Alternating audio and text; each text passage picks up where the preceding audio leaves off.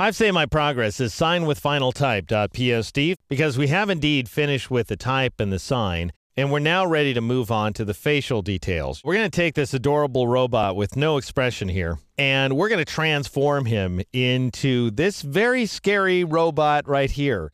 It looks kind of like it might kill you the second you turn your back on it, but that's part of his charm, I figure. In order to create the smile, we're going to draw one tooth and then everything else. And actually, the one tooth is just a rectangle. You'll see it's the easiest drawing job you've ever done.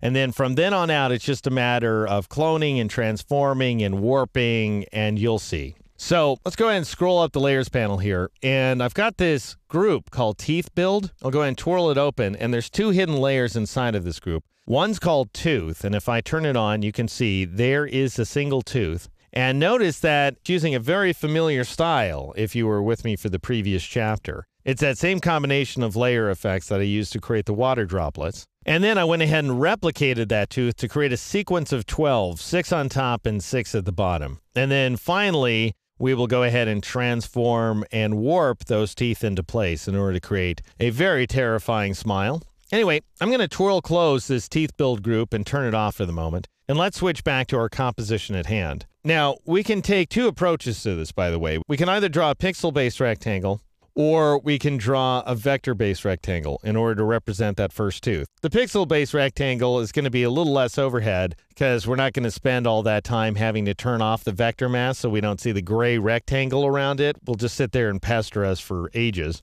However, the vector-based approach is probably the wisest approach, because that way we can make the teeth any size we want them to be, and they will remain nice and sharp and smooth and so on. So let's go that route. I'm going to switch over here to the rectangle tool by selecting it from the shape tool flyout menu. And then I'm going to make sure that my style is set to nothing, which it is. My color is white. Great, because my foreground is currently white. That's awesome. Make sure yours is too, because we do want to draw a white tooth. And then just draw a rectangle like so. And it can be pretty much any proportions. It doesn't matter if you and I get the exact same results. But something like this looks pretty good to me. Now, it's not going to look like anything but a gray outline because we've got a white tooth against a white background. But we know that it's the beginning of a tooth. So go ahead and rename this new layer Tooth, like so.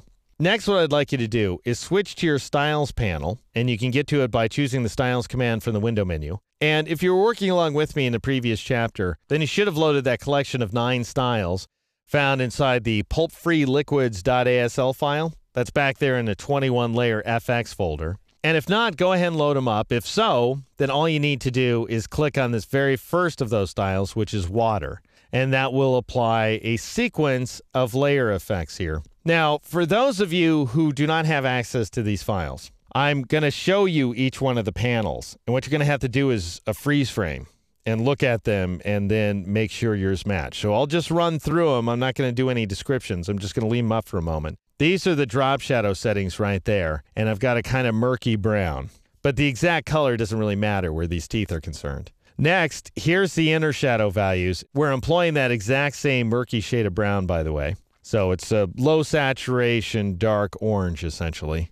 Next, here are bevel and emboss. So we're working with an inner bevel effect. For the highlight color, we've got white. And for the shadow color, that same murky brown, once again showing up. And then finally, here's color overlay, which is a shade of blue. So hue value of 215 and a fairly moderate saturation value, a high brightness value. There's linear light. The blend mode's linear light, very low opacity. That's it. All right, so I'll cancel out. Hopefully that'll prove of some assistance to those of you who are trying to follow along. Now, there's one modification I'm going to make, however, to these settings. Notice that along with the style, I saved the blend settings, which don't add up to much. The blend mode's normal, the opacity value is 100%, but the fill value is exceedingly low here at 5%. I'm going to go ahead and raise it to 100% by pressing Shift-0, or if you like, you could just change the fill value to 100% manually, and you will end up with this effect here. A single tooth, ready and waiting your further manipulations. In the next exercise, we're going to take this one tooth and we're going to duplicate it to make an entire mouthful.